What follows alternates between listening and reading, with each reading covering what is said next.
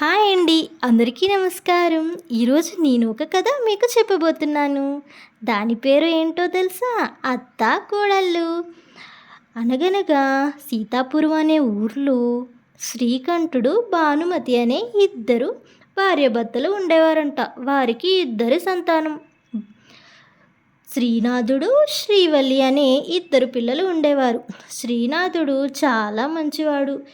తండ్రికి ఆసరాగా నిల్చుండేవాడు. మంచి ఉద్యోగం కూడా చేస్తున్నాడు. ఒకరోజు భానుమతి శ్రీకంఠుడి దగ్గరికి వెళ్ళి, ఏమండి, మన పిల్లవాడు పెద్దయ్యాడు, ఇక వాడికి పెళ్లి సంబంధాలు చూద్దామండి. రామాపురం అనే గ్రామంలో ఒక మంచి సంబంధం ఉందంట.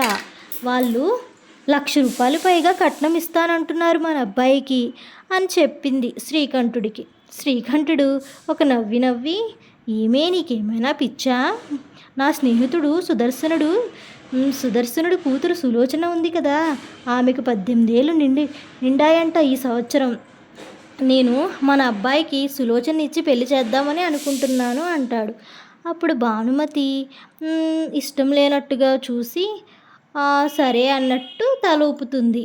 అప్పుడు ఒక రోజున శ్రీకంఠుడు, భానుమతి, శ్రీనాథుడు కలిసి సులోచన వాళ్ళ ఇంటికి వెళ్తారు. సులోచన శ్రీనాథుడికి బాగా నచ్చుతుంది. వాళ్ళిద్దరికీ పెళ్లి నిశ్చయం అవుతుంది. పెళ్ళి ఘనంగా చేస్తారు. సులోచన అంటే భానుమతికి, శ్రీవల్లికి అంతగా ఇష్టం ఉండేది కాదు. మొదట ఆరు మాసాలు సులోచనను బాగానే చూసుకున్నారు. 6 మాసాల తర్వాత శ్రీకంఠుడు మరణిస్తాడు. మామగారు చనిపోవడంతో సులోచనకు కష్టాలు ప్రారంభమయ్యాయి. ఆ రోజు నుంచి శ్రీనాథుడుకు ఇంట్లో పని బయట పని భారం పడి తను ఇంట్లో సరిగ్గా ఉండేవాడు కాదు శ్రీనాథుడు. ఇది గమనించిన భానుమతి, శ్రీవల్లి సులోచనను బాధపెట్టసాగారు.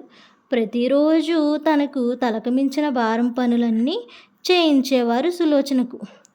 సులోచన ఒక్క మాట కూడా మాట్లాడకుండా తన పని తాను చేసుకుంటూ ఉండేది. భర్తకి ఒక మాట కూడా చెప్పేది కాదు. అలా ఉండగా ఒకరోజు సులోచనకి బాగా జ్వరం వస్తుంది. అప్పుడు అత్తగారు భానుమతి ఇలా అంటుంది, రేపు మేము దేవి ఆలయానికి వెళ్ళాలనుకుంటున్నాం. నువ్వు తెల్లవారుజామునే లేచి చక్కెర పొంగలి చెయ్యాలి అని కోడలికి చెప్తుంది. సరే అని కోడలు సులోచన చెబుతుంది. అలా తెల్లవారుజామున ఉలిక్కిపడి లెగుస్తుంది సులోచన. ఏమిటే ఈ టైంలో లెగిసావు అని శ్రీనాథుడు అడుగుతాడు. ఏమీ లేదండి, అత్తయ్య గారు ఈరోజు గుడికి వెళ్ళాలనుకుంటున్నారు, అందుకోసం నేను తెల్లవారుజామునే లెగిసాను. చక్కెర పొంగల్ చేయాలి అని అంటుంది. తను ఒక 2 అడుగులు వేయబోతుండగా జ్వరంతో ఉన్న తను ఒకేసారి కింద పడిపోతుంది. అది గమనించిన శ్రీనాథుడు, నువ్వు వెళ్ళి పడుకో, నేను చక్కెర పొంగల్ చేస్తాను అని చెప్పి శ్రీనాథుడు చక్కెర పొంగల్ చేయడం ప్రారంభించాడు. చక్కెర పొంగల్ తయారు చేసి సులోచనకి ఇచ్చాడు. సులోచన ఏమో అత్తగారికి ఇచ్చి గుడికి సాగనంపుతుంది. అత్తగారు రావటానికి సాయంత్రం అవుతుందని చెప్పి వెళ్ళింది. ఈలోగా ఒంట్లో బాలేన సులోచన తలుపు గడియ వేసుకుని పడుకుంటుంది. సాయంత్రం 6 గంటలు దాటుతుంది. ఈలోగా తలుపు చప్పుడవడంతో సులోచన ఉలిక్కిపడి లెగిసి తలుపు తీస్తుంది. తలుపు తీయగానే అత్తగారు, శ్రీవల్లి ఆడపడుచు ఇద్దరు గుమ్మం బయట ఉంటారు.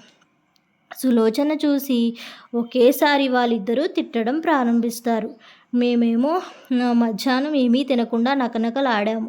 నువ్వు చక్కెర పొంగలు చేసావు కానీ పాలు, జీడిపప్పు, నెయ్యి అన్నీ వేసావు కానీ చక్కెర వేయలేదు అని చెప్పి అత్తగారు ఆడపడుచు తిట్టసాగారు. ఇది గమనించిన భర్త, ఎందుకు సులోచనని తిడుతున్నారు అని అడుగుతాడు. నీ భార్య ఏం చేసిందో తెలుసా? మా ఇద్దరి కడుపు మార్చింది. మేము గుడిలోకి తీసుకువెళ్ళటానికి చక్కెర పొంగలి చేయమంటే తాను అన్నీ వేసి చక్కెర వేయటం మర్చిపోయింది. అప్పుడు భర్త కలగజేసుకుని నేనే ఆ చక్కెర పొంగలి చేశాను. అన్నీ ఉన్నా ప్రేమ లేకపోవడం అంటే ఏమిటో తెలుసా?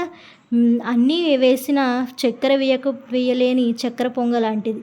మీరు మీరు అన్నీ తనకి ఇస్తున్నారు కానీ ప్రేమ ఇవ్వట్లేదని చెప్పి భార్యను వెనకేసుకొస్తాడు. ఆ మాటలు విన్న భానుమతి కొడుకు మీద విచ్చుకుపడి, నేను నీ నీ భార్యను సరిగ్గా చూసుకోవట్లేదా అని అంటుంది.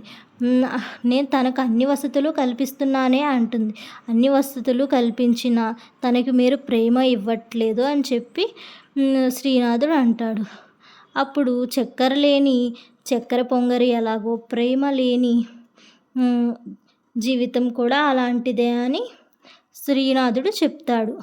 తర్వాత ఇలా నా భార్యని ఇబ్బంది పెట్టే విధమైతే నేను నా భార్య వేరే కాపురం పెడతాము అని చెప్తాడు. ఆ మాటకి సులోచన కలగ చేసుకుని నేను చచ్చే వరకు ఈ ఇంట్లోనే ఉంటాను. నాకు అత్తగారు ఆడబడుచుతో అందరితో కలిసి ఉండటం ఇష్టమని అంటుంది. ఆ మాటలు విన్న భానుమతికి కంటిలోంచి నీళ్లు వస్తాయి. నా కోడలి మంచితనం నేను ఇన్నాళ్ళు తెలుసుకోలేకపోయాను అని చెప్పి కోడల్ని దగ్గరికి తీసుకుని కోడలి కన్నీళ్ళు తుడుస్తుంది. కథ సుఖాంతం అవ్వింది. మనం ఒకరిని చూసే విధానం బట్టే మనం కూడా ఎదుటి వాళ్ళని చూస్తాం. కాబట్టి అందరితోని ప్రేమతో ఉండాలి. అత్తగారు అయినా కోడలైనా ఇద్దరు ప్రేమ ఆప్యాయతలతో ఉంటేనే ఆ సంసారం చల్లగా ఆనందంగా 3 పువ్వులు 6 కాయలుగా నిలుస్తుంది. నమస్తే అందరికీ.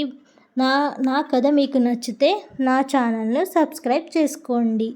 Okay bye.